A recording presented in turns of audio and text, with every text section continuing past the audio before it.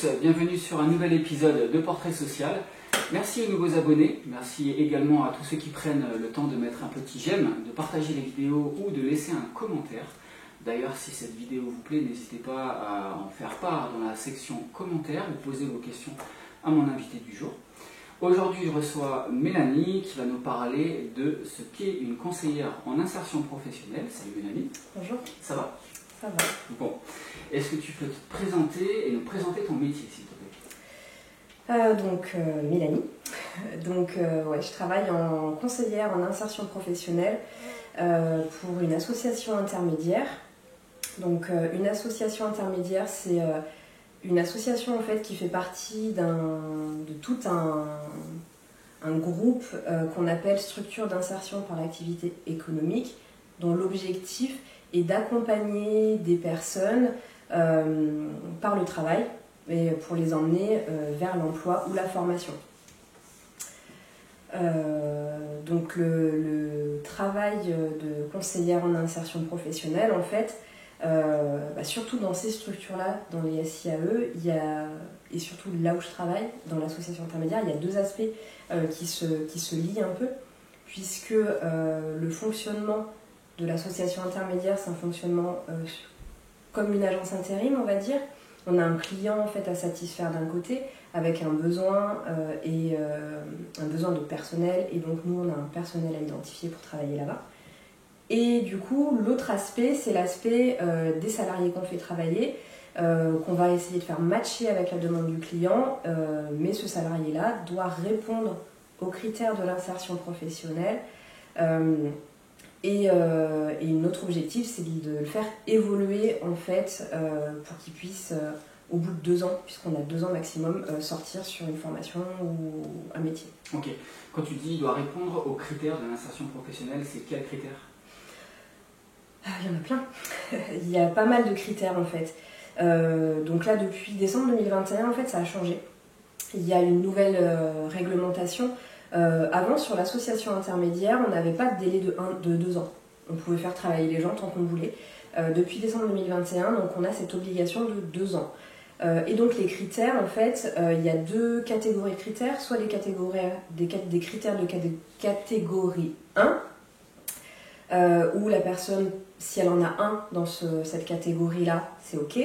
Ou alors il en faut 2 dans la catégorie 2.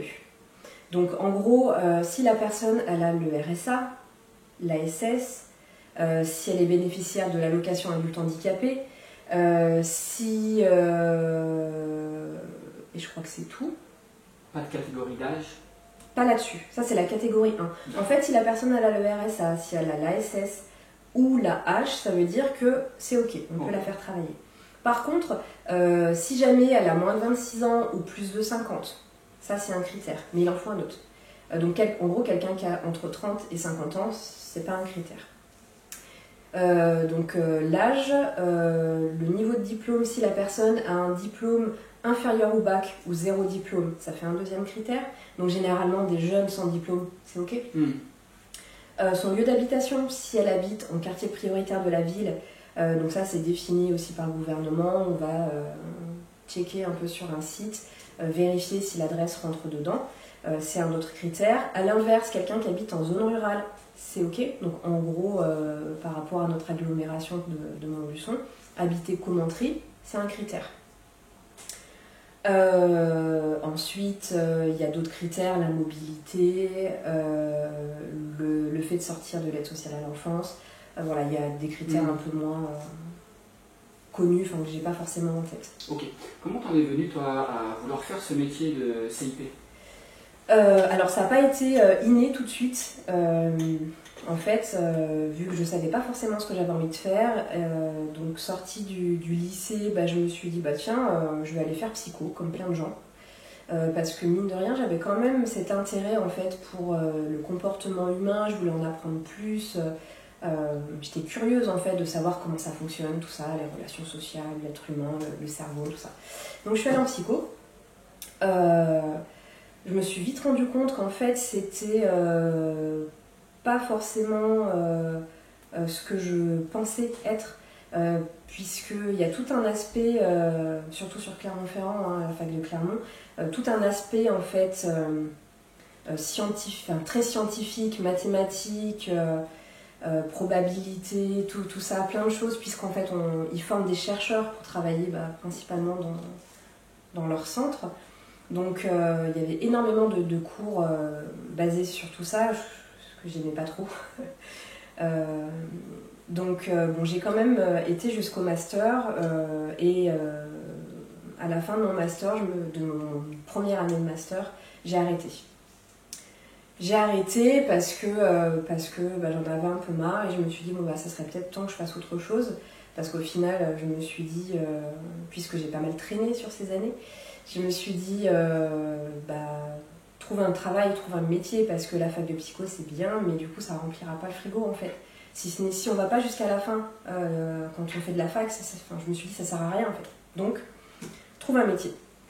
Je te coupe rapidement, mais au-delà de l'aspect finalisation de ta formation de psycho, est-ce que les années à la fac t'ont déjà nourri de ce que tu allais chercher quelque part, de comprendre l'autre, l'être humain, les relations, etc. Ah bah carrément. Est-ce que tu es sorti déjà avec des billets? Oui, carrément. T'as pas fait ça pour rien? Ah non, j'ai pas fait ça. Je dis pas que j'ai fait, on va dire, professionnellement. Ouais. Parce qu'on réfléchit beaucoup en France en termes de diplôme, hein, donc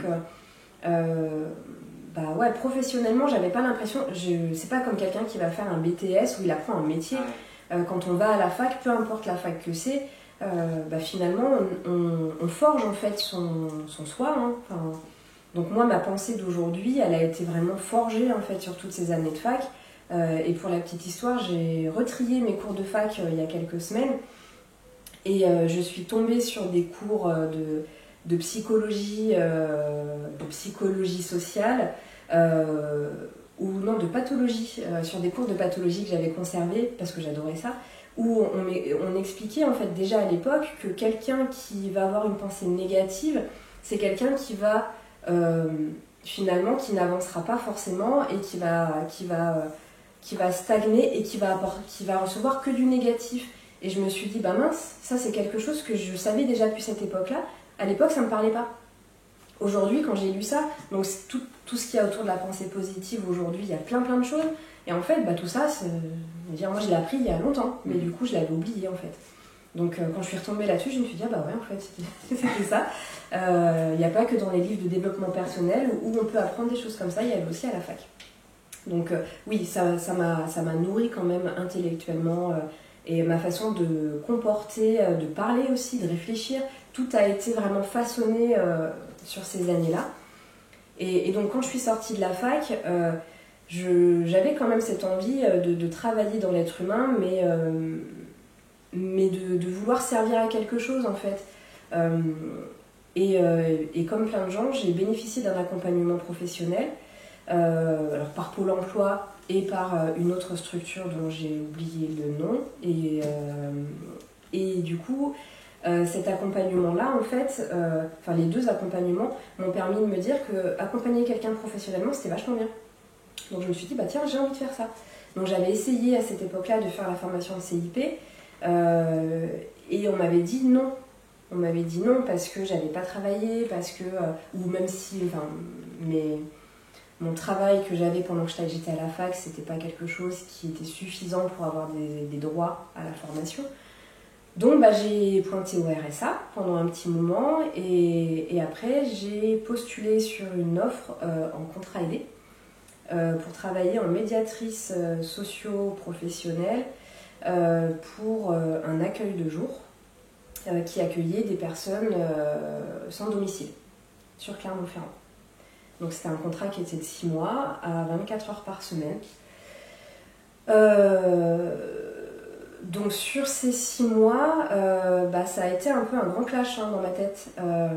Parce que j'avais en tête l'idée que les gens sans domicile, des fois ils n'ont pas voulu être sans domicile. Et là, c'est là où j'ai commencé à me dire, en fait, il y a des gens qui font des choix. Et peut-être que c'était pas le cas de tout le monde, c'est pas ce que je dis, mais je pense qu'il y a certaines personnes qui avaient fait le choix aujourd'hui d'être dans cet accueil de jour. Donc voilà. Et après, dans cet accueil de jour, donc en gros, on recevait les personnes à la journée, ils pouvaient prendre leur douche, le petit-déj, ils pouvaient manger. S'ils avaient besoin de quelque chose, on était là. Voilà, on était là pour discuter, on était là pour faire des recherches sur Internet, les aider s'ils avaient besoin d'aide dans leur papier administratif. Voilà, mais c'était pas forcément ce que moi j'attendais en fait. Parce que j'avais l'impression de pas. Je voulais faire avancer les gens. Tu voulais aider, mais davantage, quoi. C'est ça en fait. Peut-être qu'on les aide par notre présence, certainement, mais il n'y avait rien de concret pour moi en fait. Au final, je ne pouvais pas les aider à trouver un logement, à trouver un emploi, puisqu'en fait, ils n'étaient pas là pour ça. C'était un accueil de jour. Ils venaient. C'est un peu comme je vais dire un asile, mais pas au sens maladie mentale. C'était un lieu d'asile en fait pour ces personnes-là. D'ailleurs, la police n'avait pas le droit de rentrer. Donc souvent, c'est vrai que quand ils passaient dans la rue, les gens rentraient à l'intérieur. Et ils rentraient avec leurs chiens. C'était un espace, c'est une grande pièce en fait, où il y avait une espèce de comptoir qui était à demi fermé, et derrière le comptoir, donc les gens laissaient leurs chiens toute la journée. Tout le temps en fait qu'ils bénéficiaient de l'accueil de la structure, il y avait les chiens à l'intérieur. Donc il y avait des gros crochets en métal qui étaient énormes, qui étaient espacés peut-être d'1,50 m, et donc ils accrochaient leurs chiens, ils laissaient leur sac aussi à côté du chien, et du coup les chiens ne bougeaient pas quasiment toute la journée. Certains les sortaient dehors quand même, ils les laissaient pas toute la journée, certains les emmenaient sur la journée. Mais sinon, qu'il pleuve, qu'il vente, les chiens étaient à l'intérieur. Quand il pleut, que les chiens sont trempés, les chiens sont à l'intérieur. Vous mangez dans la même pièce, les chiens sont là aussi, les chiens mangent les restes. Donc c'était assez particulier aussi, je ne m'attendais pas du tout à ça. Donc quand il y a des chiens qui aboient, ils aboient. Des fois, ils se battaient un peu entre eux aussi, donc il faut aller chercher le maître pour qu'ils interviennent. Donc voilà, et ce qui se passe avec les chiens se passait aussi avec les résidents, les accueillis, je sais pas comment on peut dire, je crois que c'est ça qu'on disait, les accueillis. Les personnes accueillies, donc quand ça clashait, il fallait qu'on s'interpose. Chose que j'aimais pas. Il fallait que je le fasse, mais je me sentais pas en fait de le faire. Donc voilà. Donc après, notre rôle, c'était de tourner, de voir si tout se passe bien, de veiller à ce qu'il n'y ait rien de louche en fait dans l'enceinte, puisque beaucoup de personnes avaient aussi des pathologies addictives, et notamment pas d'alcool à l'intérieur, pas de tabac, pas de drogue, rien du tout. Mais malgré tout, des gens rentraient des fois avec leurs canettes. Une fois d'ailleurs, j'étais assise à mon bureau en train de faire une recherche sur internet. Un accueilli que je ne connais pas arrive en fait, s'installe devant moi sur le bureau et donc me bloque la sortie avec sa bière. Je lui fais comprendre qu'il n'a pas le droit d'être présent avec sa bière. Et en fait, il comprenait pas parce qu'il était à moitié comme ça sur la table, il baragouinait je sais pas trop quoi. Et me sentant assez impuissante puisque je le connaissais pas, en plus cette personne-là, je vois mon collègue qui passe dans mon angle de vue, du coup je lui fais un petit signe discret. Donc il arrive et donc je lui montre en fait que la personne en face avait la bière. Donc il commence à vouloir le faire sortir. Et donc le téléphone sonne et la personne pensait que j'appelais la police. Donc quand j'ai décroché le téléphone, il a soulevé la chaise pour me la lancer. Heureusement que mon collègue donc, était là, il a fait descendre la chaise, il m'a permis de sortir. Et voilà, donc ça c'était un peu une des choses particulièrement que j'aimais pas tellement, mais ça, heureusement c'était pas tout le temps. Ouais, bien sûr. Il y avait des choses très très bien qui se passaient, des gens très sympathiques. Un monsieur avec qui on faisait les mots fléchés de la montagne tous les jours, qui était hyper instruit. Et je me posais toujours la question, mais qu'est-ce qu'il fait là quoi ? Je comprenais pas en fait pourquoi. Sachant que certaines personnes, je pense, venaient ici parce que même si elles avaient, tout le monde n'était pas sans domicile, certaines oui, d'autres non, mais certaines n'avaient peut-être pas suffisamment en fait financièrement pour manger, donc ils venaient manger à 50 centimes le repas. Donc bon, je me suis dit, bah, qu'est-ce qui fait que ce gars-là, qui soit hyper instruit, soit ici en fait, je comprenais pas. Des jeunes aussi, il y avait plein de jeunes qui me semblaient très très bien en fait, pareil, des personnes super intelligentes, qui me semblaient pas avoir de problème. Voilà, donc même si je comprenais pas, bah du coup je questionnais pas pour autant, je discutais avec eux parce que c'était quand même hyper intéressant de discuter avec eux. Chaque conversation était différente, tout dépend avec qui on parle. Il y avait 3 jeunes là qui notamment parlaient beaucoup informatique, donc j'aimais bien discuter avec eux. Il y en a un qui m'interrogeait parce que dans sa vie il avait que son chat était malade, donc on discutait beaucoup par rapport à ça. Mais du coup c'est aussi quand son chat était malade que je voyais en fait que quelque part il y avait quand même quelque chose qui n'allait pas, parce que je me rappelle d'une anecdote où son chat était malade. C'était un jeune qui était sous tutelle, il fallait appeler la tutelle pour qu'elle débloque de l'argent pour le veto, chose qu'elle n'a pas voulu, et en fait il est allé jusqu'à la Croix-Marine pour péter un câble en fait. Donc bon, je me dis, il y avait quand même certaines personnes qui, même si physiquement avaient l'air d'être bien, je pense qu'il y avait quand même quelque chose qui était... ils n'étaient pas là pour rien non plus. Ouais. Voilà. Quelque chose fait qu'ils soient là. Donc... mais pour moi, voilà, c'était pas... Moi, je voulais leur apporter quelque chose... Plus concret. Plus concret, plus précis. Et c'était pas le cas. Okay. Donc tu arrives au terme de ton contrat, donc 6 mois d'expérience. T'en es où, tu te dis quoi? Bah, au bout des 6 mois, je me dis, bon bah, je vais retenter la formation, pourquoi pas. Donc... je refais ma demande de formation et bah là on me dit oui. Voilà, parce que mine de rien, j'ai travaillé 6 mois, j'ai des droits à la formation. Et puis du coup, cette expérience fait que bah oui, pourquoi pas. Donc me voilà partie en formation CIP sur Beaumont, à côté de Clermont-Ferrand. Et ça a été une belle expérience humaine en fait sur ces 9 mois de formation là. Parce que il y avait pas mal de personnes en fait, on était 15 et dans les 15 il y avait 15 profils différents. Il y avait des personnes plus jeunes, des personnes qui avaient 50 ou plus, qui venaient de l'industrie, qui venaient du commerce, enfin, tout un tas de personnes. Un qui avait arrêté ses études très tôt et qui avait repris ses études, qui avait fait un diplôme d'accès aux études universitaires pour pouvoir bénéficier de cette formation-là et qui aujourd'hui travaille à la mission locale à Vichy. Donc ouais, c'était vraiment super intéressant. Et c'est là où je me suis dit, bah tiens, en fait, la psycho, ça t'a appris plein de trucs. Parce que bah, la formation de CIP, en termes pratico-pratiques, il n'y avait pas grand-chose.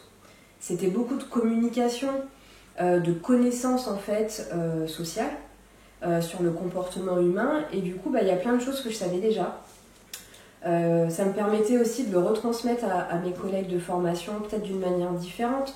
Donc là je me suis sentie utile et ça m'a donné un peu un avant-goût de ce que j'allais pouvoir faire après. Donc voilà, très très belle expérience. Donc ça dure 9 mois? Ça dure 9 mois. 9 mois découpés avec des périodes de stage? Oui. Donc 3 périodes de stage, c'est ça?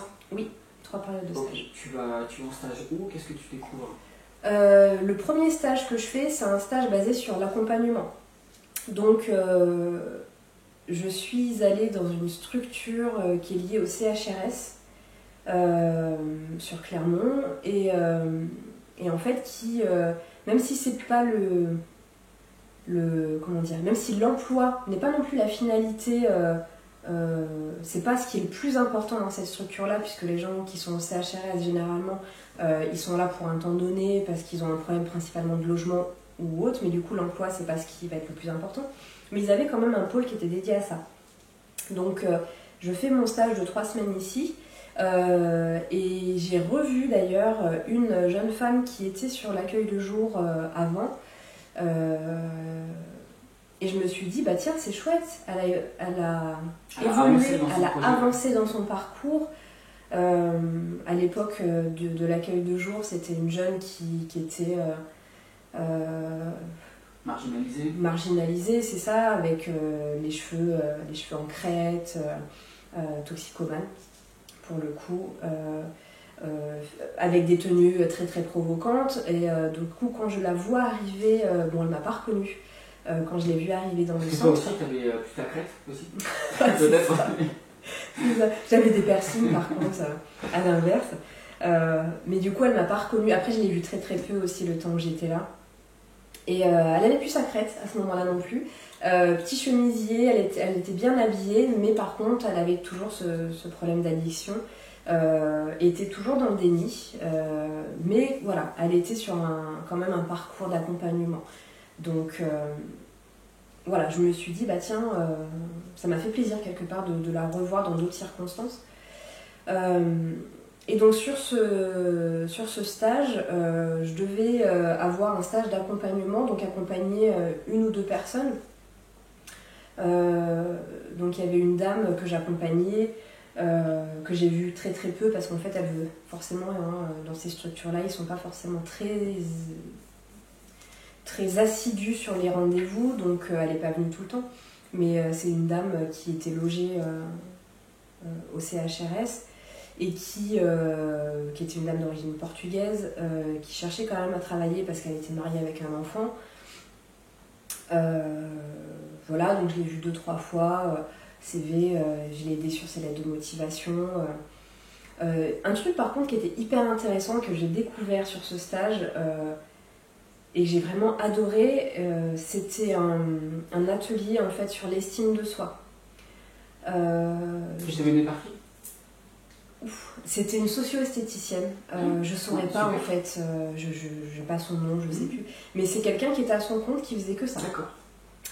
Et donc la personne, l'objectif c'était de mettre plusieurs personnes du CHRS, principalement des femmes, sont venues pour les aider à les mettre en valeur, parce que l'estime de soi c'est hyper important. Et donc tout l'atelier était basé là-dessus. Donc moi j'ai vu que ça c'était sur la fin de mon stage, j'ai vu que la première partie, mais qui était quand même hyper intéressante, où on testait en fait quels étaient nos coloris, nos saisons en fait. Enfin, j'ai appris plein de trucs par rapport à ça. Moi qui m'habillais tout le temps en noir, on m'a dit oulala, il faut pas, toi ça serait plutôt d'orange. Enfin voilà, des choses un peu comme ça, mais qui étaient très très sympathiques. La suite de cet atelier que j'ai pas vu était basée pour les soins du visage. Il y avait eu des soins des cheveux pour permettre aux gens de se sentir bien. Ouais. Puis leur redonner une forme de dignité aussi. C'est ça, c'est ça, et leur montrer en fait que malgré tout, elles peuvent se mettre en valeur différemment peut-être, ou pour certaines qui ne savaient pas le faire, on leur a appris comment le faire. Donc ça c'était hyper intéressant à découvrir, parce que je ne l'ai pas vu en entier, c'est dommage, mais à découvrir c'est hyper intéressant. Donc voilà, ça c'était sur le premier stage. Sur le deuxième stage, c'était un stage relation entreprise, donc c'était très très court, sur une semaine. Je l'ai fait dans une agence intérim classique où j'ai passé une semaine à faire de la prospection téléphonique. Ouais, c'était pas ce que j'ai le plus apprécié. Bon, ça fait partie du métier, il faut le voir. Voilà, c'est ça. C'est un aspect du métier, mais c'est pas ce qui est le plus intéressant. Le dernier stage était basé sur le projet. La gestion de projet, aujourd'hui, c'est plus dans la formation. D'accord. Et tant mieux. Ah ouais. Parce que ça, c'est vraiment quelque chose qui est flou, qui était compliqué à mettre en œuvre. Je sais plus ce que j'ai fait et je ne saurais plus refaire. D'accord. Et quand tu utilises le terme projet, c'est projet de quoi ? Projet professionnel, projet... Non, gestion de projet dans le sens où aujourd'hui, je détecte une anomalie, par exemple, ou une problématique, on va dire plutôt problématique. Aujourd'hui, il y a une problématique. Comment la résoudre ? Et du coup, comment mettre en place la solution ? D'accord. La méthodologie de projet, c'est tout ça en fait. D'accord. Je crois que j'ai compris en fait. Je n'avais pas compris, j'avais compris, mais j'ai compris. Donc c'est hyper intéressant aussi. mais c'était expliqué dans des termes qui étaient quand même assez complexes. J'ai fait mon stage là sur une structure à Clermont qui était une association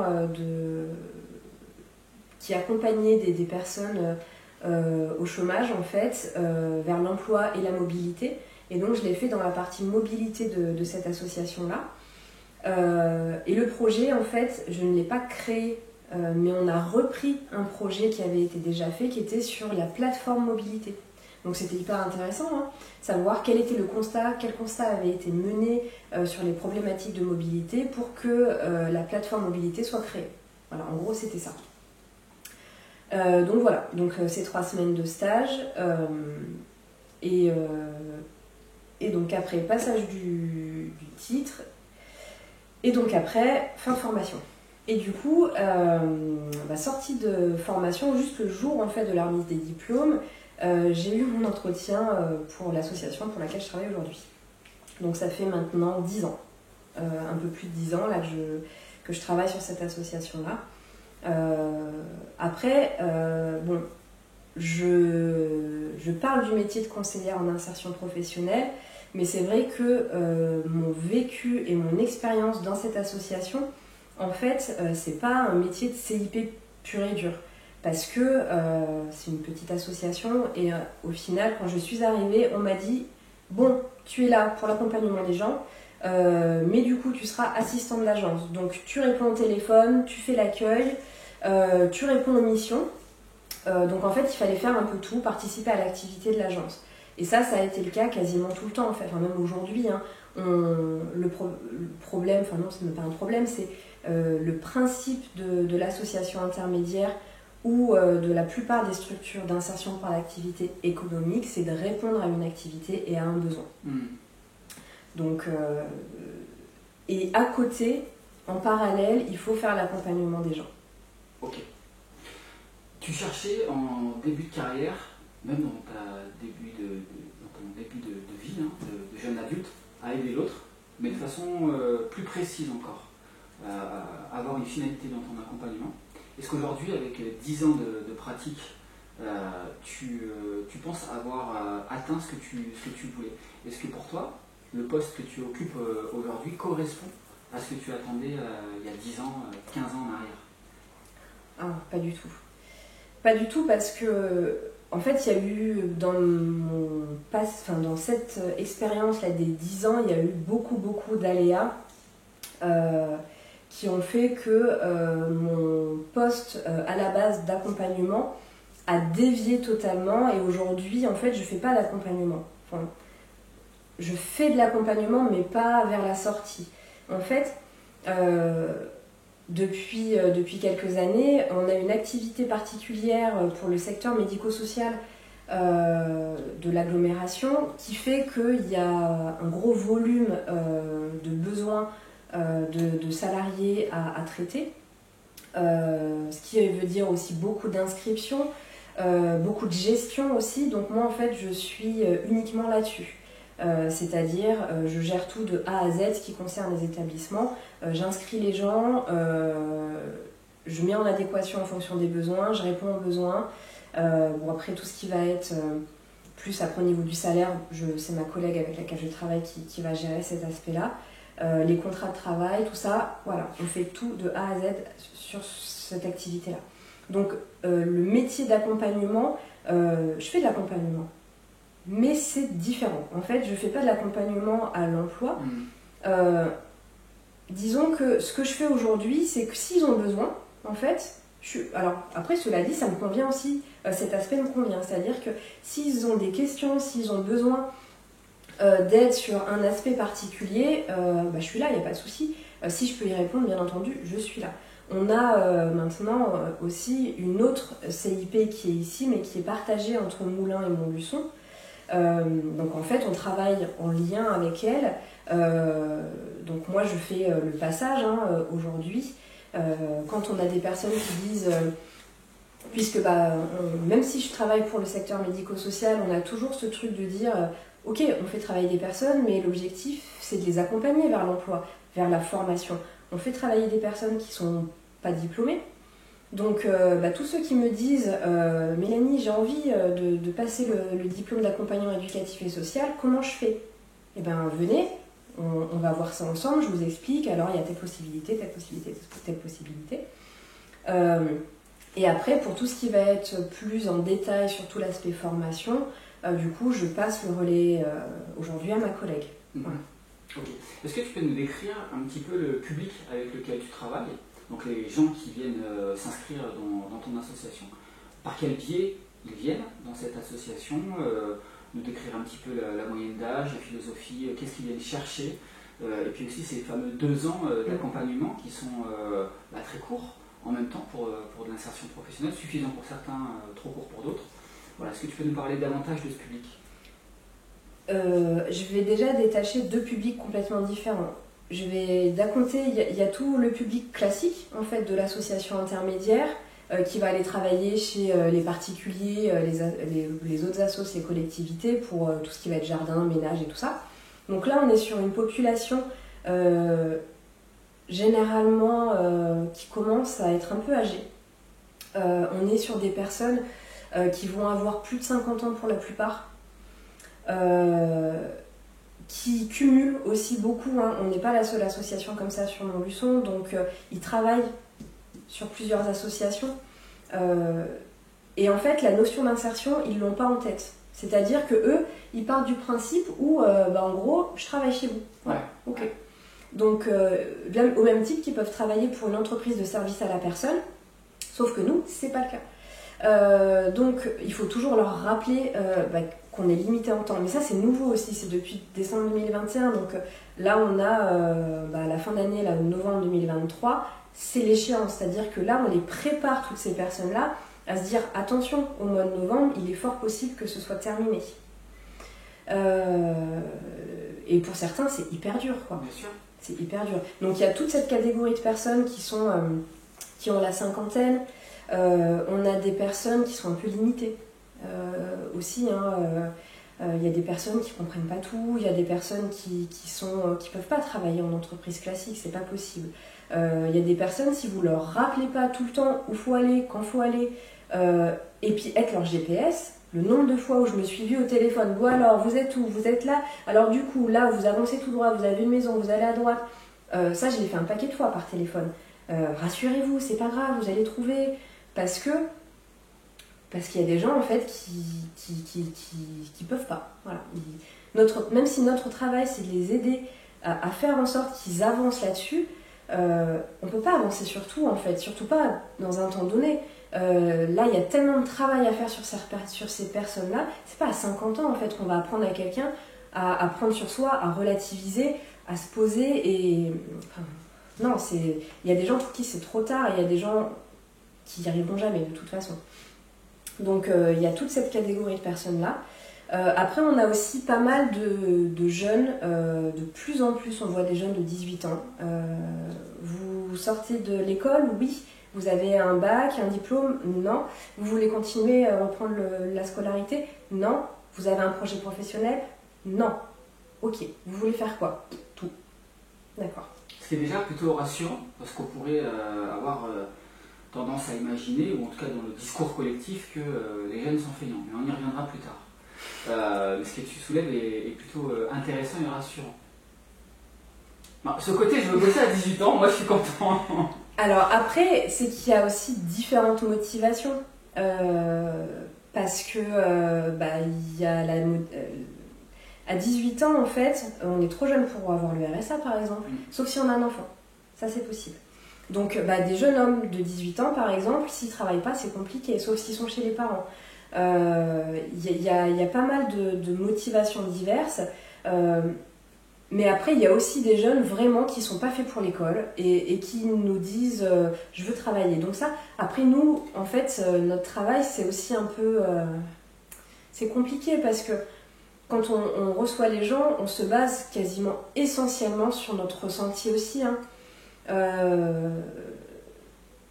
Sur ce que la personne va nous dire, sur comment elle va présenter les choses. Il y a des petits indicateurs sur son comportement aussi quand elle est en entretien. Il y a plein de petites choses qui nous disent ok je la crois ou non. ça ira pas, ou voilà, il y a plein de petites choses. Donc on a ces jeunes-là, on a des étudiants qui viennent, mais malheureusement les étudiants, c'est pas un profil qu'on peut faire travailler, parce que je rappelle, l'objectif c'est l'insertion vers l'emploi. Du coup, les jeunes qui sont disponibles de juillet à septembre, on aimerait, ça nous soulagerait beaucoup, mais on peut pas, parce qu'en septembre, du coup, ils repartent. Et il y a toujours ces histoires de critères. S'ils habitent Montluçon, qu'ils ont 20 ans mais qu'ils ont le bac, on peut pas. Voilà, principalement, on pourra pas. Et après, il y a aussi certaines personnes qui viennent, forcément, il y a ceux qui arrivent en fin de droit. Il faut que je bosse tout de suite. C'est pas forcément toujours possible. Donc, en termes d'âge, c'est soit très jeune, soit en fin de carrière. Et entre, on va dire que c'est plus partagé. Voilà, ça c'est pour tout ce qui va être plus côté association et tout ça. Après, du côté établissement, là le profil qu'on va rechercher, il va être vraiment plus particulier parce que il faut quand même avoir quelque chose en plus, on va dire, pour travailler sur ces établissements-là. On va pas envoyer tout le monde, il faut des gens qui percutent quand même, qui comprennent les consignes, puisque c'est aussi pour travailler avec l'autre, pour s'occuper de l'autre, on ne peut pas envoyer n'importe qui pour ça.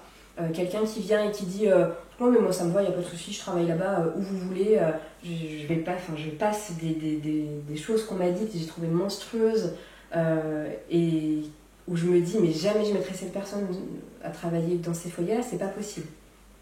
Donc voilà, il y a vraiment deux catégories complètement différentes en fait entre les deux. Okay. J'ai lu une étude de l'INSEE il n'y a pas très longtemps qui parlait d'un taux de 13% de jeunes entre 15 et 29 ans qui n'avaient ni formation, qui n'étaient pas en études, qui faisaient rien et qui n'avaient rien pour le coup. Est-ce que toi tu le vois ce public-là ? Ouais. Alors on le voit des fois après quand ils décident de venir. En fait on voit des gens des fois qui arrivent avec un CV qui date de 10 ans par exemple, il n'y a rien entre. Il y a pas mal de personnes qui je devrais pas dire ça, mais qui des fois n'ont pas envie en fait, qui n'ont pas envie. Et je trouve que depuis la période Covid, j'ai vraiment le sentiment que la population, que les habitudes ont changé. Il y a une cassure en fait. Je sais que tout le monde le dit, mais nous on le vit vraiment en fait. Il y a une cassure. Avant, on n'avait pas forcément besoin de ramer pour recruter des gens. Les gens venaient spontanément. On a sur la devanture, on met des offres. Moi, je mets des offres sur les sites pour publier des offres d'emploi. On a des partenaires. Aujourd'hui, on a une plateforme où les partenaires peuvent nous envoyer aussi des gens qui sont éligibles. Donc, avec tout ça, on se dit « Waouh, on doit trouver facile ». Eh ben non, en fait. Parce que les gens qui se présentent, il y en a de moins en moins, ou alors ils sont de plus en plus éloignés de l'emploi. Il y a un gros problème, un gros problème qu'on constate aussi aujourd'hui, c'est la mobilité en fait. On est sur une agglomération où les transports en commun, c'est pas facile parce que si vous travaillez de 8h à 16h, c'est nickel. Par contre, si vous travaillez au-delà, c'est compliqué. Si vous travaillez au-delà de Montluçon et que vous allez un peu plus sur les communes environnantes, c'est compliqué. Donc quelqu'un qui n'a pas le permis, un scooter, c'est compliqué en soi.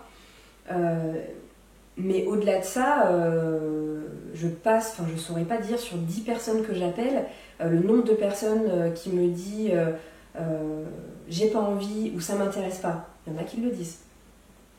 Après il y a plusieurs catégories. Il y a ceux qui vont nous dire cash, non, j'ai pas envie de travailler, et du coup qu'on renvoie vers Pôle emploi. Il y a ceux qui nous disent oui, ok, et qui viennent pas au rendez-vous. Donc bon, on cale un rendez-vous pour rien, ça c'est une moindre mesure. Mais il y a aussi ceux qui nous disent oui, qui viennent au rendez-vous, qui nous valident des postes, parce que quand on reçoit les gens, on dit travailler sur tel secteur, sur tel métier, est-ce que oui, tout ce que vous voulez, il n'y a pas de souci. On se dit ouais, c'est cool. Quand on l'appelle, je suis malade, je peux pas, je suis pas dispo. Et du coup, il y a des gens comme ça, on peut les appeler 20 fois, ils seront jamais disponibles.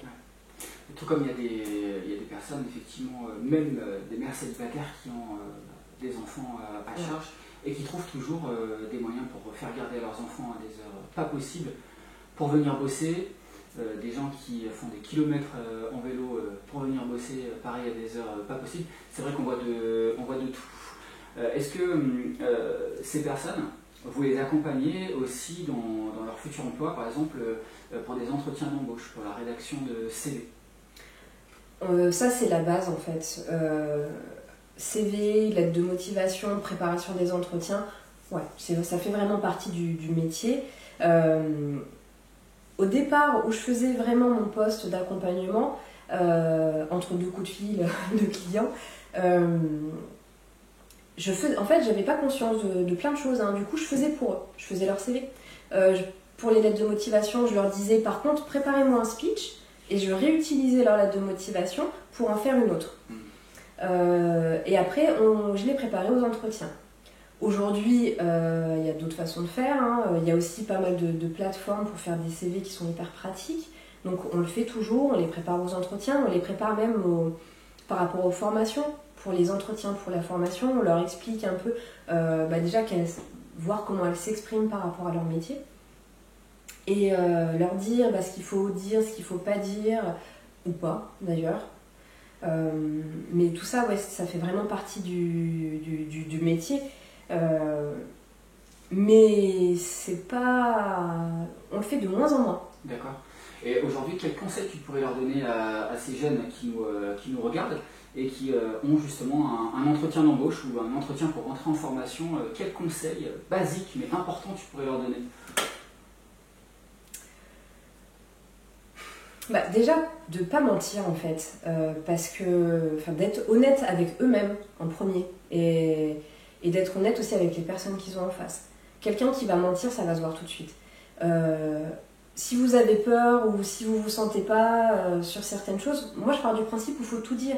J'ai reçu un salarié cette semaine, un monsieur qui veut se former sur le métier d'accompagnant éducatif et social, et qui me dit moi j'ai une peur atroce des entretiens, les examens, tout ça c'est quelque chose qui lui fait une peur bleue. Du coup, passer le diplôme et aller devant le jury, ça lui fait peur.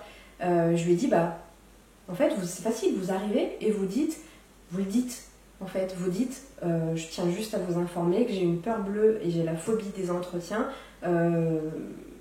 merci de me pardonner, d'en tenir compte. Je dirais que le fait d'en parler, en fait, déjà, ça va vous faire du bien aussi à vous. Parce que c'est pas facile, en fait. Et si jamais vous commencez à stresser, le fait de ne pas le sortir, ça va tourner en boucle dans votre tête et vous allez perdre le cheminement des choses. Donc en entretien, ça, c'est vraiment le premier truc, c'est ça. Après, la deuxième chose, c'est de ne pas non plus se prendre la tête, en fait. Les gens que vous avez en face, c'est des gens humains, hein, comme tout le monde. Donc... Si le métier que vous visez ou la formation que vous visez, c'est vraiment ce que vous avez envie de faire, forcément ça va se ressentir par votre façon de parler, par vos expressions. Donc voilà, faut pas se prendre la tête. Et après, ce que vous pouvez faire aussi, c'est vous entraîner avec votre famille. Quand vous vous présentez, tout ça, c'est pas forcément nécessaire de raconter toute votre vie. Il y a des étapes clés. Vous pouvez aussi laisser les gens poser les questions aussi, ça peut être bien. Donc voilà, s'entraîner, ça peut être un bon moyen avec la famille. Ça, c'est... ou ce que j'ai conseillé aussi à mon salarié là, c'est de poser des questions à sa famille sur ses points forts et ses qualités. Parce que ça, c'est généralement la question... c'est la même chose. Sur ses points forts et ses faiblesses. Ça, c'est la question généralement qui fait peur à tout le monde. Et on n'est pas objectif en fait quand on parle de soi. Donc le fait de demander à sa famille ou à ses amis, est-ce que tu peux me dire quels sont mes points forts et quelles sont mes faiblesses, si derrière vous faites que répéter, vous pouvez dire on dit de moi que je suis comme ça, on m'a dit que j'étais comme ci. Vous dites pas oui, moi je suis comme ça. Non, ça passe mieux quoi. Bon, merci pour tes conseils. Est-ce qu'il y a une expérience qui t'a marqué plus qu'une autre, qu'elle soit positive ou négative? Sur mes 10 ans là? Sur ta carrière en règle générale, quelque chose qui t'a marqué dans ta fibre professionnelle? Ouais, une chose, c'est compliqué en fait. Tu peux en évoquer plusieurs. Mais des situations vraiment qui t'ont marqué. Bah après, il y a plusieurs situations à différents niveaux en fait. Si je devais parler de la situation qui m'a marquée en mal, on reçoit des gens aussi, ça j'en ai pas forcément parlé, mais il y a des personnes aussi qui des fois ont une obligation de travail avant emprisonnement, qui ont un suivi justice à côté de ça. Et du coup, c'est des personnes qui ont cette peur de retourner en prison. Ça nous arrive très très peu, mais ça nous arrive. Et du coup, je me rappelle d'un jeune en fait qui était dans ce cas de figure-là, qui s'est présenté en agence. Et le jour où il vient, on n'était que deux en agence. Il y avait ma collègue comptable et moi. Et du coup, c'est ma collègue comptable qui l'accueille. Et en fait, elle ne sait pas qui c'est parce que du coup, elle fait la compta, elle ne voit pas les salariés. Et quand elle lui a demandé de lui dire qui c'était, il s'est énervé contre elle.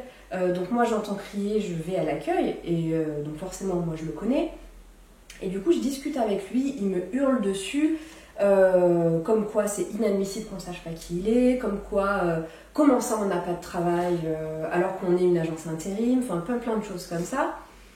Et je me rappelle que ma collègue, en fait, elle me tenait le bras en me disant arrête, parce qu'elle avait peur, parce qu'il criait, et à un moment donné, il est arrivé vers nous, il a tapé en fait sur le bureau, les deux bras comme ça, il était à 10 cm de nous, et ça m'a fait flipper en fait, cette expérience-là.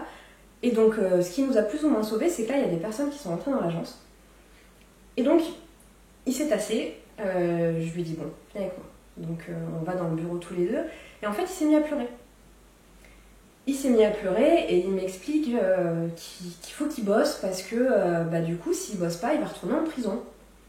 Et j'ai essayé de lui faire comprendre. Je lui ai dit mais comment vous voulez qu'on vous mette au travail ou Je dis c'est pas possible ce que vous faites là en fait. On ne peut pas venir dans cet état d'esprit et nous hurler dessus. Je dis en fait vous aurez rien comme ça quoi. Surtout qu'en plus on l'a fait travailler dans une structure où il avait cassé la pointeuse par agacement.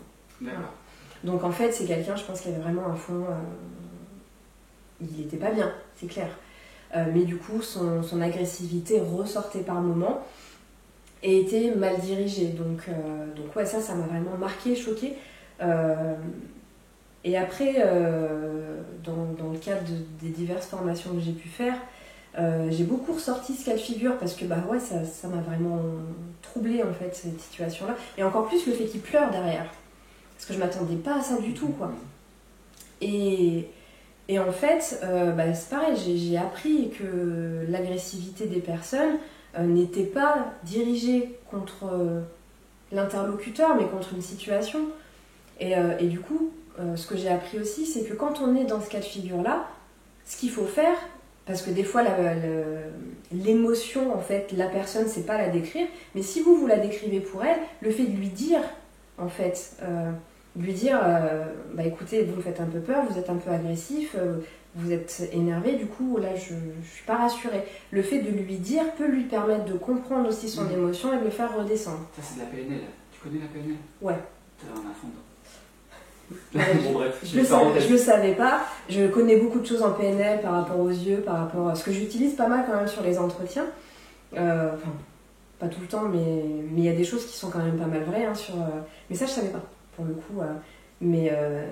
Ça, c'est ce qu'on m'avait appris en formation, c'était...